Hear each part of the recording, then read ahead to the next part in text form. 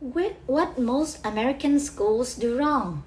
Which country has the best education systems? Since 2000, every 3 years, 15-year-olds in dozens of countries have taken the program for International Student Assessment, a standardized test of math, reading, and science skills. On the inaugural test, which focused on reading, the top country came as a big surprise.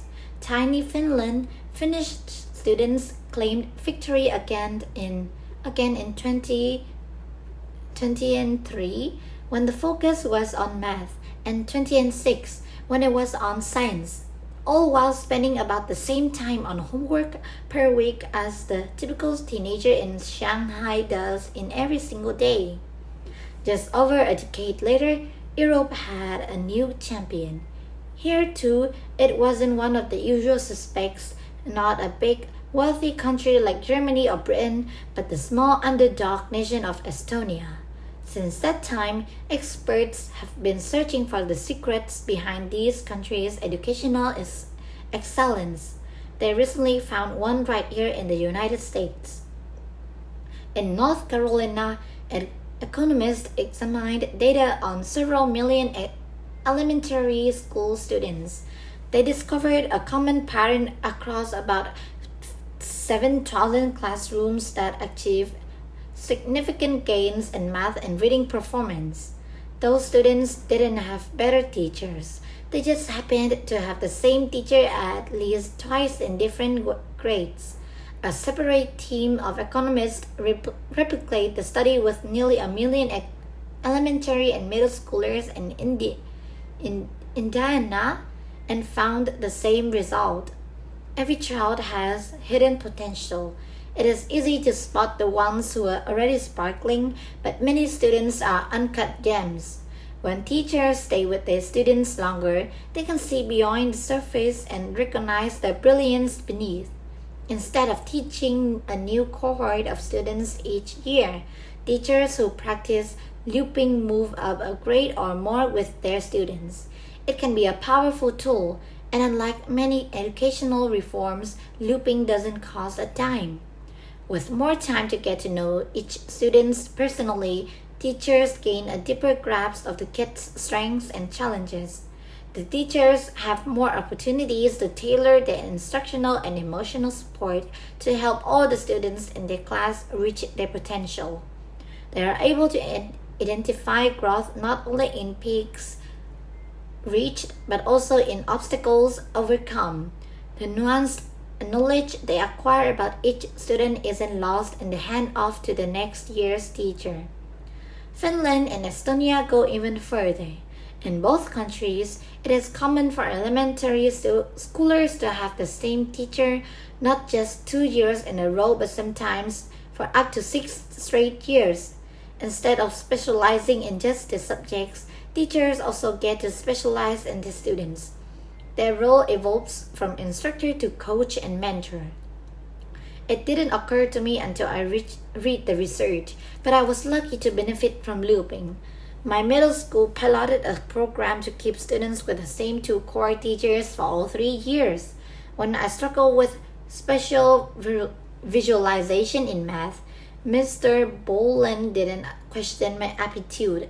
Having seen me ace a year of algebra, she knew I was an abstract thinker and taught me to use equations to identify dimensions of shapes before drawing them in 3D. And after a few years of observing what fired me up in social studies and the humanities, Mrs. Meninger knew my interests well.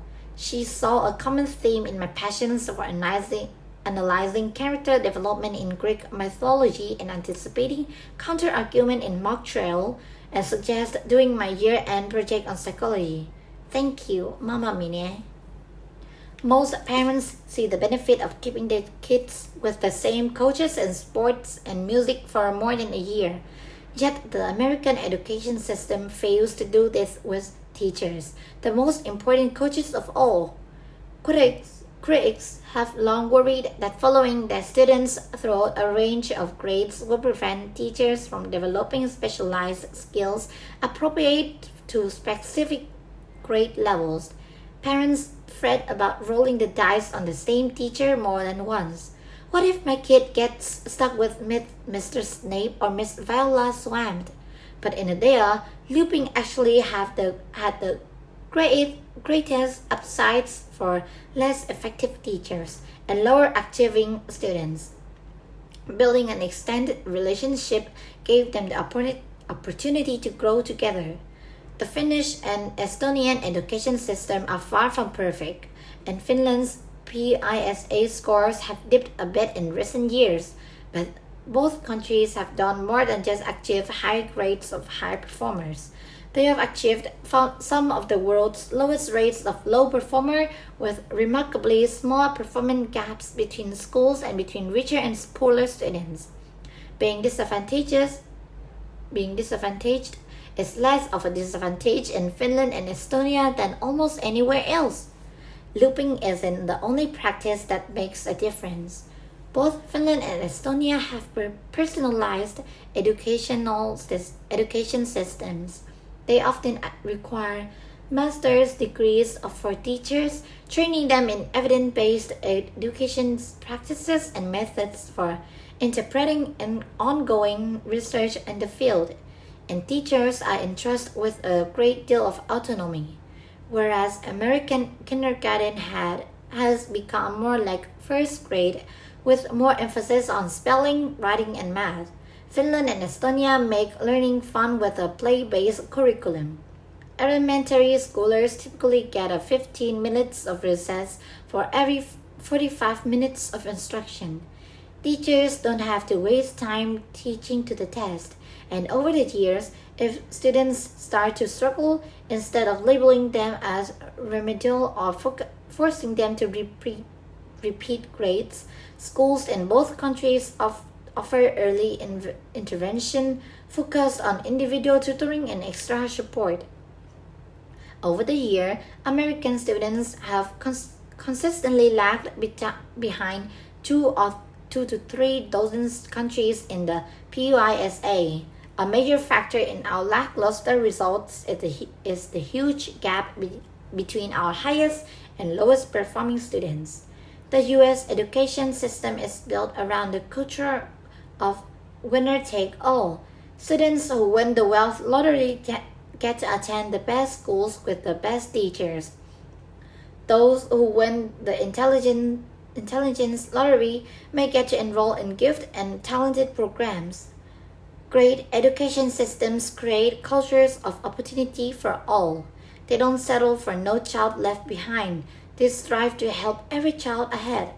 As the education expert Pasi Sahlberg writes, success is when all students perform beyond expectations. Finnish and Estonian schools don't invest just in students who show early signs of high ability. They invest in every student regardless of apparent ability.